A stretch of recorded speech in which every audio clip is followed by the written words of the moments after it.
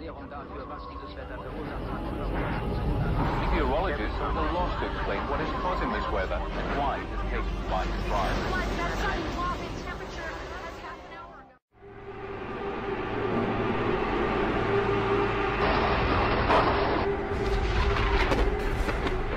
It is the agenda for the 21st century you're living in today. For a brave new world where everything that you cherished and held true will no longer exist.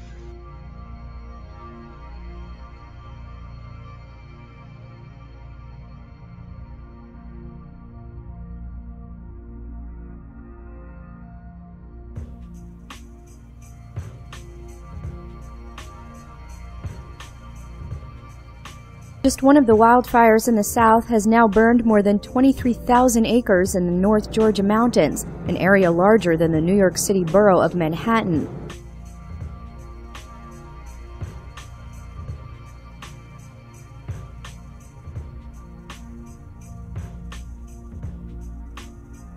There's something called the Air Quality Index, or the AQI, and it keeps track of how clean or polluted the air is on a day-to-day basis. The Environmental Protection Agency calculates the AQI on 5 major pollutants that are regulated by the Clean Air Act. Ground-level ozone and particle pollution are the greatest threat to human health. The Air Quality Index runs from 0 to 500, with 500 being the most unhealthy. Anything over 100 could be considered unhealthy for sensitive groups. We're talking about people with asthma as well as heart conditions. Everyone will start feeling the effects of poor air quality when the number reaches 150 or above.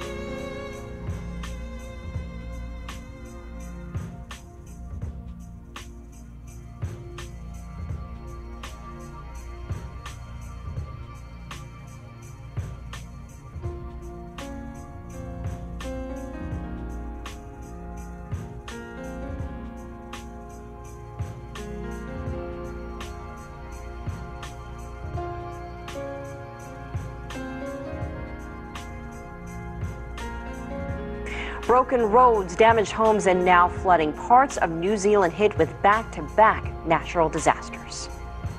Oh, absolutely a double whammy. We were just waiting on the locusts coming next for the, for the plague.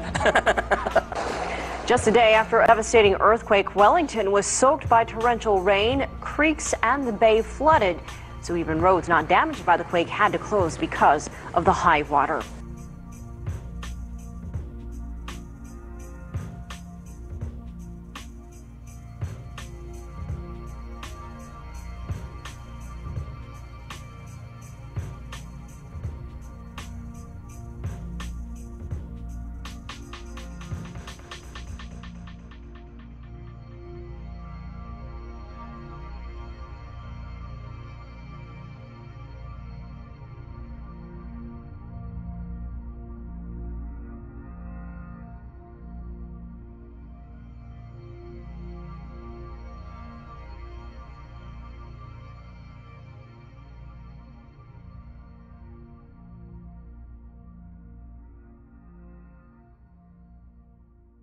The world is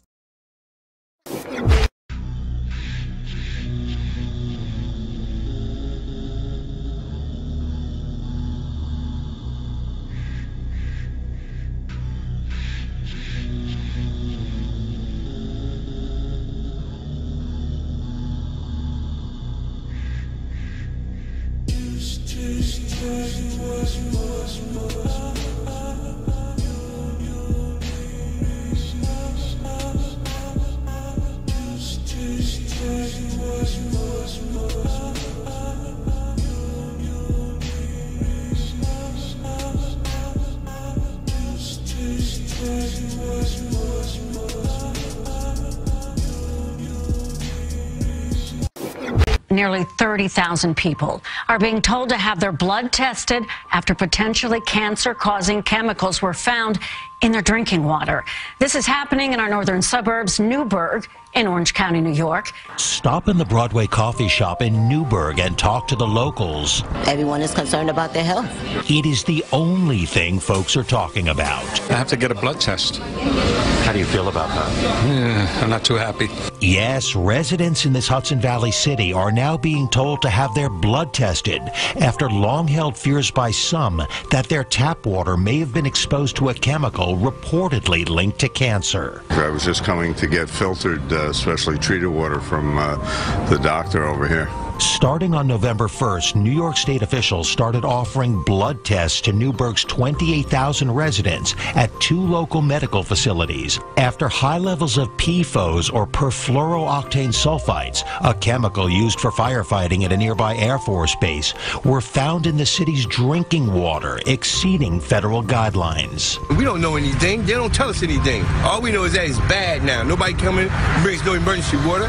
It is a scary scenario for residents who've had concerns about contamination here since a state of emergency was issued back in May after the chemical was found in the water. The city shifted to a new water source, but the worries here continue to linger.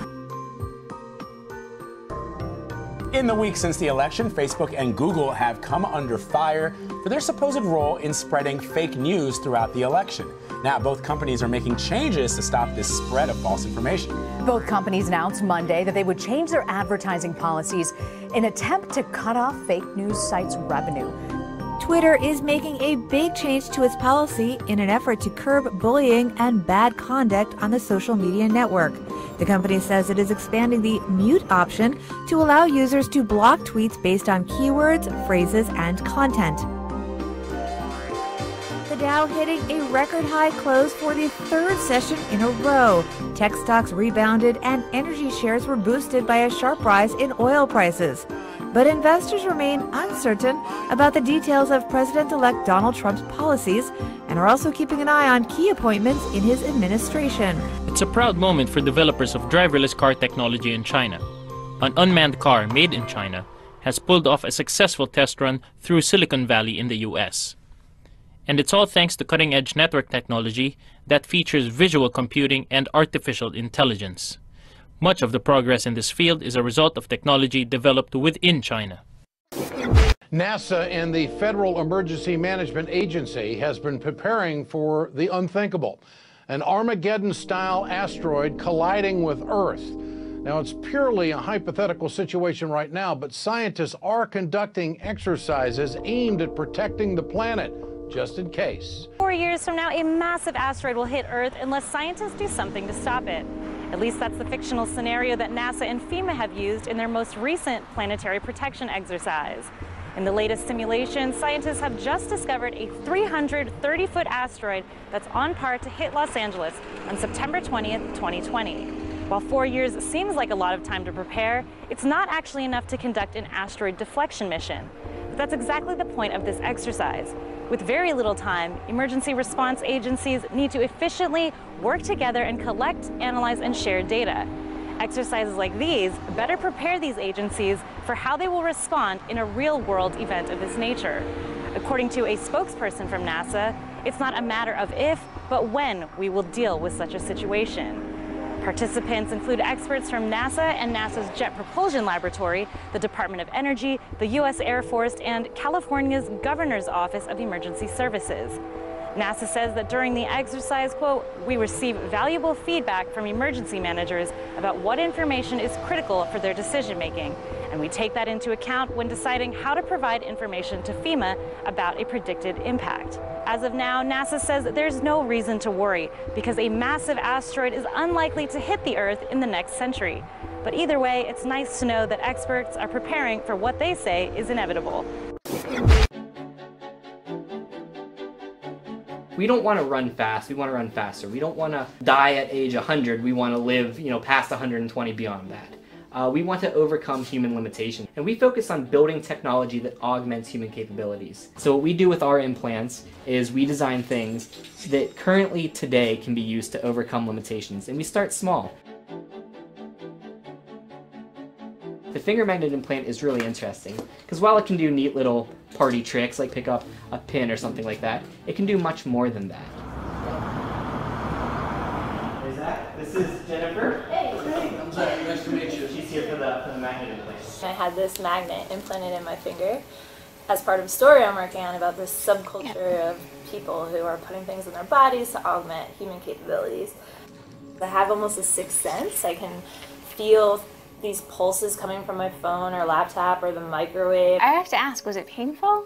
It was extremely painful, yes. There are lots of diseases where the return for implanting the device far exceeds whatever the pain or discomfort of having the procedure done. Like a cochlear implant for people that are hard of hearing or legally deaf, an insulin pump is technically something you implant to some degree. Big pharma and the medical industry from the financial standpoint is threatened by what we're doing. We're talking about early detection of problems that will ease the requirements on the system, and they're a system designed to make money. We eventually want to go much further than that and work with neurochemistry. Things like serotonin, things like dopamine, things like oxytocin.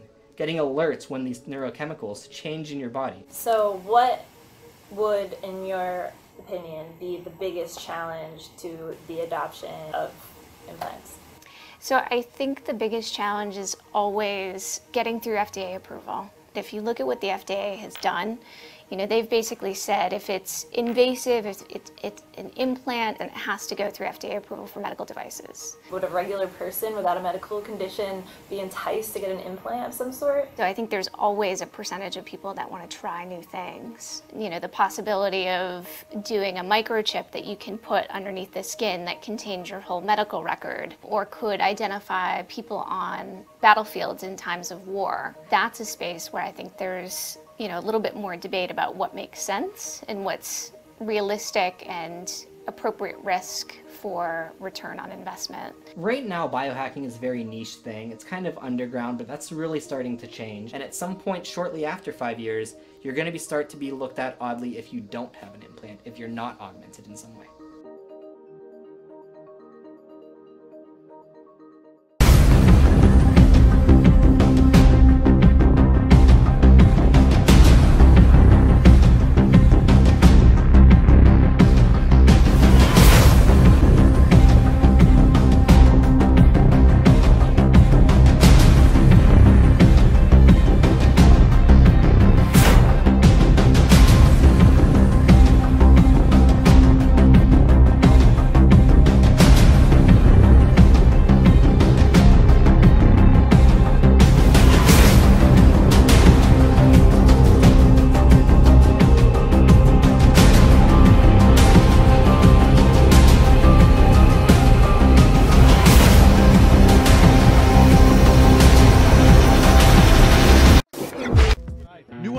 Tonight of a personal vendetta from President-elect Trump and a threat against one of the biggest stars in TV news.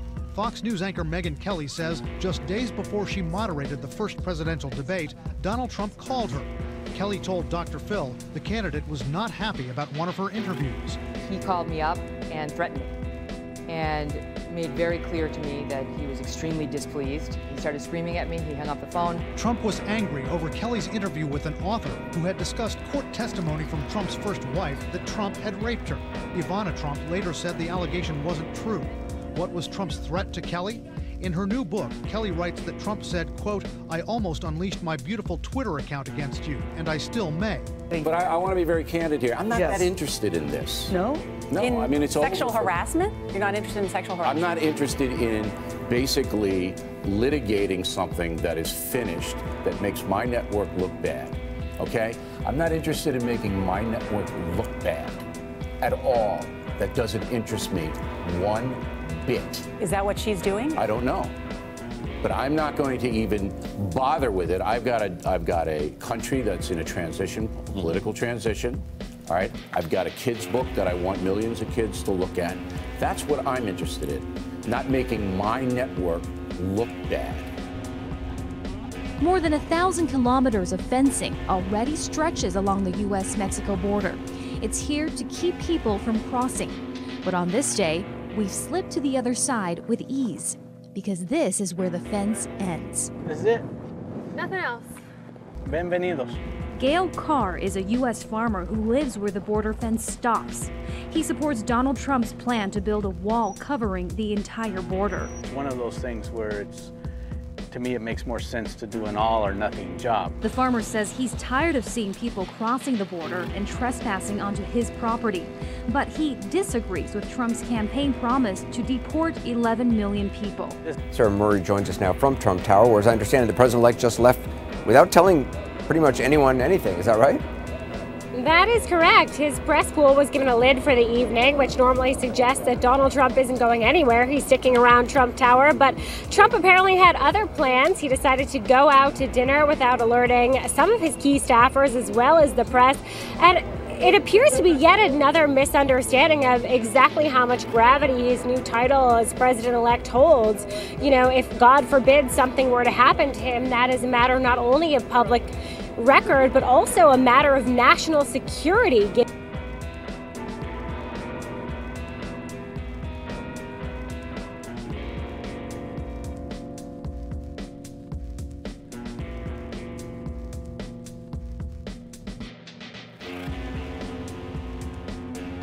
You, during the revolutions of 1989, funded a lot of dissident activities, civil society groups in Eastern Europe, in Poland, the Czech Republic.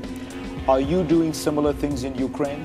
Well, I set up a foundation in Ukraine before Ukraine became independent of Russia. And the foundation has been functioning ever since. And it played an important part in events now. A racist. That's sad. That's real sad. He's against you. Why will you support a racist? He's going to send you back to Africa. That's what he said. He said send Mexicans back to Mexico. You are a disgrace to America for being a young black man supporting a racist. Thank you. Southern Poverty Law Center says that there has been hundreds of incidents of hateful harassment and intimidation since the election of November 8th. A new FBI report shows hate crimes against Muslims in the United States were up 67% in 2015 compared to the year before. And here's something new. More than 70% of anti-Trump protesters arrested in Portland, Oregon last week did not vote in the state of Oregon.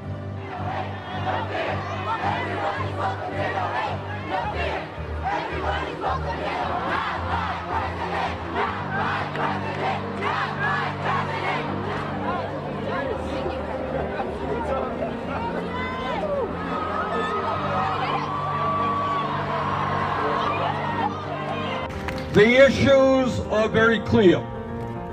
For hundreds of years, the Native American people in our country, the first Americans, have been lied to, have been cheated, and their sovereign rights have been denied them. And today we are saying it is time for a new approach to the Native American people, not to run a pipeline through their land.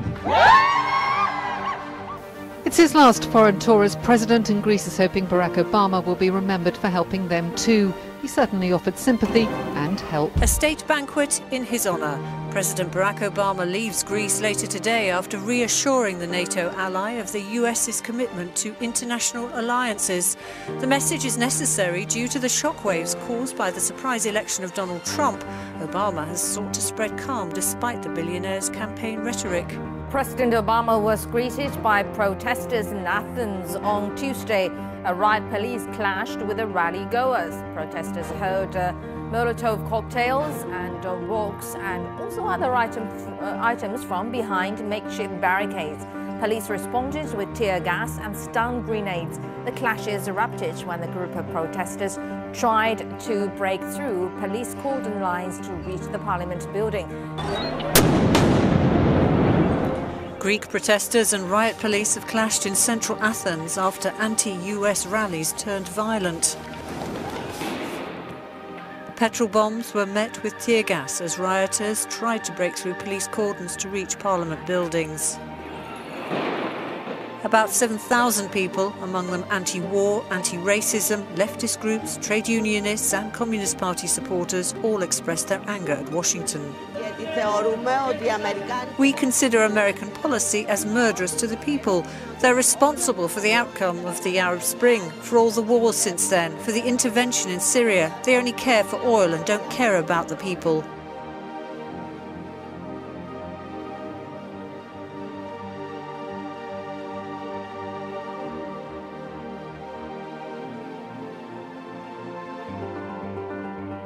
I just saw like 3 kids running towards the office with a bunch of blood. One of them was stabbed in the head and the other was stabbed around the neck or something. And that's all I saw until I had to go to class, so yeah. It was awful, honestly. Heard like someone had a stick and we thought it was kind of funny because boys, they're just like pretending.